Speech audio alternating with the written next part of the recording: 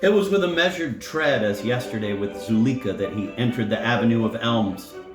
The throng streamed past from behind him, parting wide and marveling as it streamed. Under the pall of this evil evening his splendor was the more inspiring.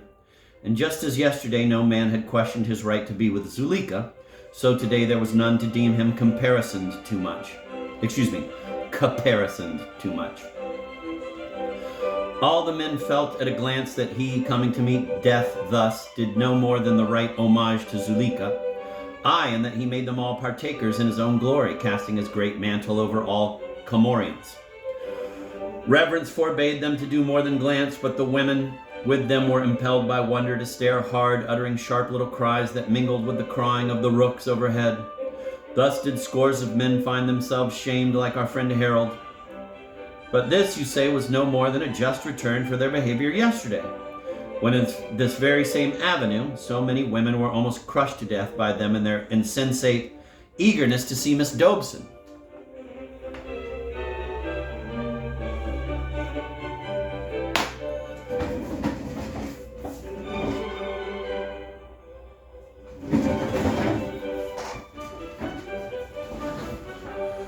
Today, by scores of women, it was calculated not only that the velvet of the Duke's mantle could not have cost less than 4 guineas a yard, but also that there must be quite 25 yards of it. Some of the fair mathematicians had, in the course of the past fortnight, visited the Royal Academy and seen where Mr. Sargent's portrait of the wearer, so that their estimate now was but the endorsement of an estimate already made. Yet their impression of the Duke was above all a spiritual one. The nobility of his face and bearing was what most thrilled them as they went by, and those of them who had heard the rumor that he was in love with the frightfully flashy-looking creature, Zuleika Dobson, were more than ever sure there wasn't a word of truth in it. As he neared the end of the avenue, the Duke was conscious of a thinning in the procession on either side of him, and anon he was aware that not one undergraduate was therein. And he knew at once, did not need to look back now, why this was. She was coming.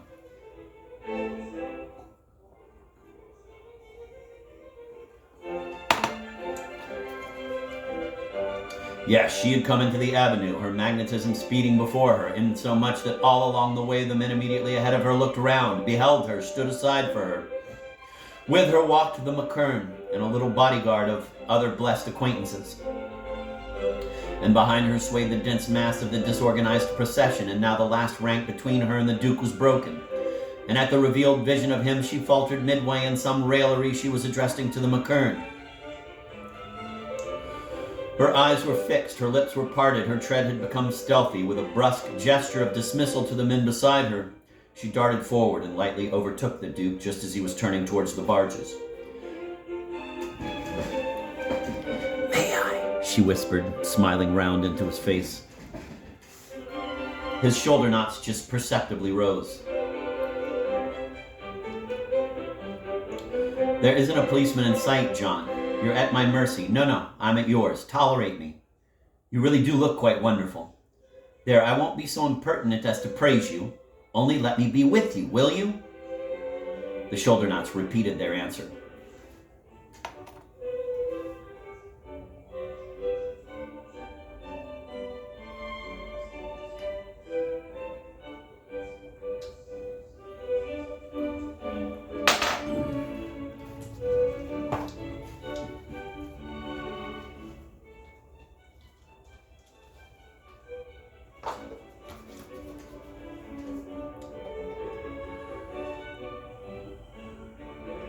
You needn't listen to me, needn't look at me unless you care to use my eyes as mirrors. Only let me be seen with you. That's what I want. Not that your society isn't a boon in itself, John. Oh, I've been so bored since I left you. The McKern is too dull, and so are his friends. Oh, that meal with them in Balliol. As soon as I grew used to the thought that they were going to die for me, I simply couldn't stand them. Poor boys, it was as much as I could do not to tell them I wished them dead already. Indeed, when they brought me down for the first races, I did suggest that they might as well die now as later. Only they looked very solemn and said it couldn't possibly be done till after the final races, and oh, the tea with them. What have you been doing all the afternoon? Oh, John, after them, I could almost love you again. Why can't one fall in love with a man's clothes? To think that all those splendid things you have on are going to be spoilt all for me? Nominally for me, that is. It is very wonderful, John. I do appreciate it, really and truly, though I know you'd think I don't. John, if it weren't mere spite you feel for me, but it's no good talking about that. Come, let us be as cheerful as we may be. Is this the Judas houseboat? The Judas barge, said the Duke, irritated by a mistake which but yesterday had rather charmed him. As he followed his companion across the plank, there came dully from the hills the first low growl of the pent storm. The sound struck for him a very strange contrast with the prattle he had perforce been listening to. Thunder, said Zuleika over her shoulder. Evidently, he answered. Halfway up the stairs to the roof, she looked round. Aren't you coming? She asked. He shook his head and pointed to the raft in front of the barge. She quickly descended. Forgive me, he said. My gesture was not a summons. The raft is for men. What do you want me to do on it? To wait there till the races are over. But what do you mean? Aren't you coming up onto the roof at all? Yesterday, oh, I see, said the Duke, unable to repress a smile. But today I'm not dressed for a flying leap. Zuleika put a finger to her lips. Don't talk so loud. Those women up there will hear you. No one must ever know I knew what was going to happen. What evidence should I have that I tried to prevent it? Only my own unsupported word, and the world is always against a woman. So do be careful. I've thought it all out. The whole thing must be sprung on me. Don't look so horribly cynical. What was I saying? Oh, yes. Well, it doesn't really matter. I had it fixed in my mind that you... But no, of course, in that mantle you couldn't. Well, why not come up on the roof with me meanwhile, and then afterwards make some excuse and... The rest of her whisper was lost in another growl of thunder.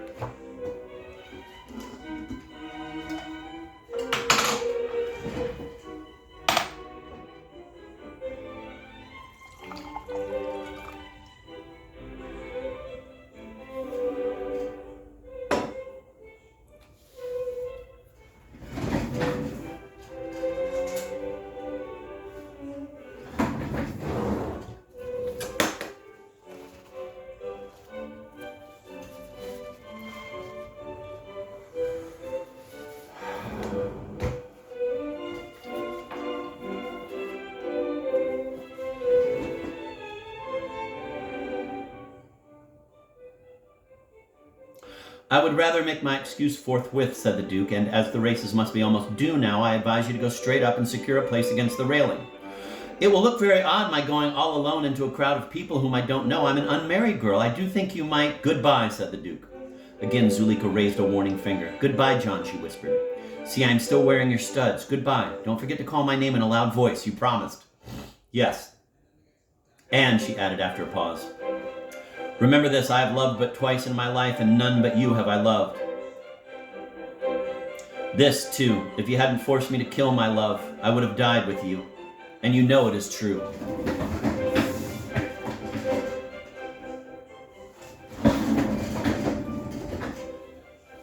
Yes, it was true enough. Courteously, he watched her up the stairs. As she reached the roof, she cried down to him from the throng, Then you will wait down there to take me home afterwards? He bowed silently. The raft was even more crowded than yesterday, but way was made for him by Judasians past and present. He took his place in the center of the front row.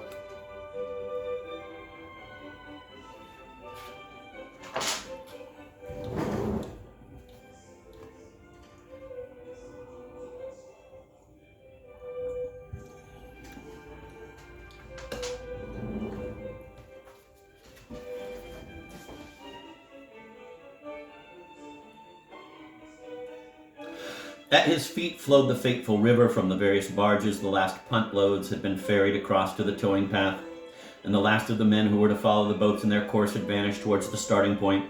There remained, however, a fringe of lesser enthusiasts.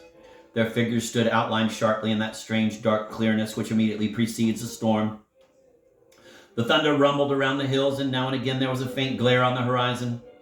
Would Judas bump Magdalene? Opinion on the raft seemed to be divided, but the sanguine spirits were in a majority.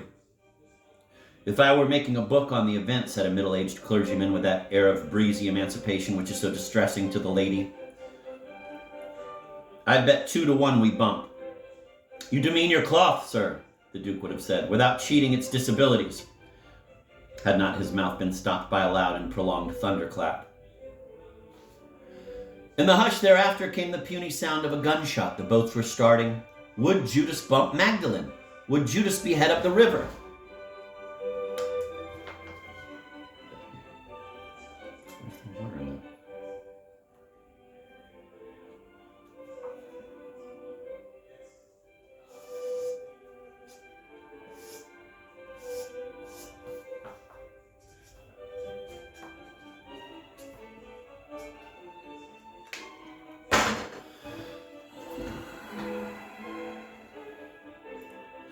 Strange, thought the Duke, that for him, standing as he did on the peak of dandyism on the brink of eternity, this trivial question of boats could have importance, and yet for this it was that his heart was beating. A few minutes hence, an end to victors and vanquished alike, and yet a sudden white vertical streak slid down the sky. Then there was a consonance to split the drums of the world's ears, followed by a horrific rattling as of actual artillery, tens of thousands of gun carriages simultaneously at the gallop, colliding, crashing, heeling over in the blackness. Then, and yet more awful, silence, the little earth cowering, voiceless under the heavens' menace, and audible in the hush now a faint sound, the sound of the runners on the towing path cheering the crews forward, forward. And there was another faint sound that came to the Duke's ears. It he understood when a moment later he saw the surface of the river alive with infinitesimal fountains. Rain! His very mantle was aspersed. In another minute he would stand sodden, inglorious, a mock. He didn't hesitate. Zuleika! He cried in a loud voice. Then he took a deep breath and, burying his face in his mantle, plunged. Full on the river lay the mantle outspread. Then it too went under. A great roll of water marked the spot. The plumed hat floated. There was confusion of shouts from the raft, of screams from the roof. Many youths, all the youths there, cried Zuleika and leapt emulously headlong into the water. Brave fellows, shouted the elder men, supposing rescue work. The rain pelted, the thunder pealed. Here and there was a glimpse of a young head above water, for an instant only. Shouts and screams now from the infected barges on either side, a score of fresh plunges. Splendid fellows!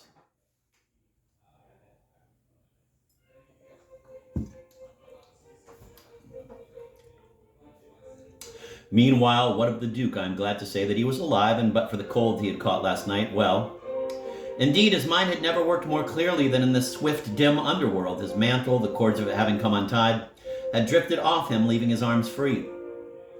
With breath well pent, he steadily swam, scarcely less amused than annoyed that the gods had, after all, dictated the exact time at which he should seek death. I am loath to interrupt my narrative at this rather exciting moment, a moment when the quick, tense style exemplified in the last paragraph but one is so very desirable. But in justice to the gods, I must pause to put in a word of excuse for them. They had imagined that it was in mere irony that the Duke had said he could not die till after the bumping races, and not until it seemed that he stood ready to make an end of himself had the signal been given by Zeus for the rain to fall. One is taught to refrain from irony because mankind does tend to take it literally. In the hearing of the gods who hear it all, it is conversely unsafe to make a simple and direct statement. So what is one to do? The dilemma needs a whole volume to itself.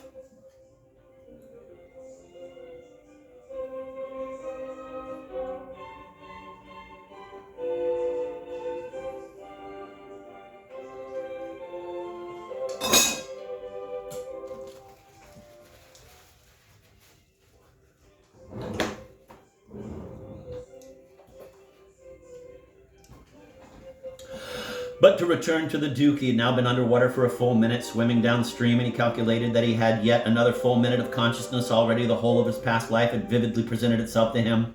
Myriads of tiny incidents, long forgotten, now standing out sharply in their due sequence. He had mastered this conspectus in a flash of time and was already tired of it. How smooth and yielding were the weeds against his face. He wondered if Mrs. Batch had been in time to cash the check. If not, of course, his executors would pay the amount, but there would be delays, long delays.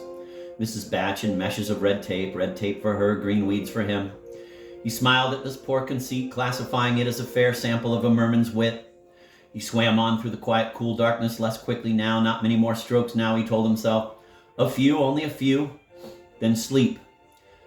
How was he come here? Some woman had sent him, ever so many years ago, some woman. He forgave here. There was nothing to forgive her. It was the gods who had sent him. Too soon. He let his arms rise in the water and he floated up. There was air in that overworld and something he needed to know there before he came down again to sleep. He gasped the air into his lungs and he remembered what it was that he needed to know. Had he risen in midstream, the keel of the Magdalene boat might have killed him. The oars of Magdalene did all but graze his face. The eyes of the Magdalene cocks met his. The cords of the Magdalene rudder slipped from the hands that held them, whereupon the Magdalene man who rowed bow missed his stroke. An instant later, just where the line of barges begins, Judas had bumped Magdalene. A crash of thunder deadened the din of the stamping and dancing crowd on the towing path. The rain was a deluge, making land and water as one. And the conquered crew and the conquering both now had seen the face of the Duke, a white smiling face. Anon it was gone. Dorset was gone down to his last sleep. Victory and defeat alike forgotten, the crews staggered erect and flung themselves into the river, the slender boats capsizing and spinning futile around in a melee of oars. From the towing path, no more din there now, but great single cries of "Zuleika!" leapt figures innumerable through rain to river. The arrested boats of the other crews drifted zigzag hither and thither. The dropped oars rocked and clashed, sank and rebounded as the men plunged across them into the swirling stream. And over all this confusion and concussion of men and man-made things crashed the vaster discords of the heavens. And the waters of the heavens fell over denser and denser, as though to the aid of waters that could not in themselves envelop so many hundreds of struggling human forms. All along the soaked towing path lay strewn the horns, the rattles, the motor hooters that the youths had flung aside before they leapt. Here and there among these relics stood dazed eldermen staring through the storm. There was one of them, a gray beard, who stripped off his blazer, plunged, grabbed at some live man, grappled him, was dragged under. He came up again further along stream, swam choking to the bank, clung to the grasses. He whimpered as he sought foothold in the slime. It was ill to be down in that abominable sink of death. Abominable, yes, to them who discerned their death only, but sacramental and sweet enough to the men who were dying there for love. Any face that rose was smiling. The thunder receded. The rain was less vehement. The boats and the oars had drifted against the banks, and always the patient river bore its awful burden towards Iffley. As on the towing path, so on the youth-bereft rafts of the barges, yonder stood many stupefied elders, staring at the river, staring back from the river into one another's faces. Dispeopled now were the roofs of the barges. Under the first drops of the rain, most of the women had come huddling down for shelter inside. Panic had presently driven down the rest. Yet on one roof, one woman was still. A strange, drenched figure. She stood bright-eyed in the dimness, alone, as it was well she should be in her great hour, draining the lees of such homage as had come to no woman in history recorded.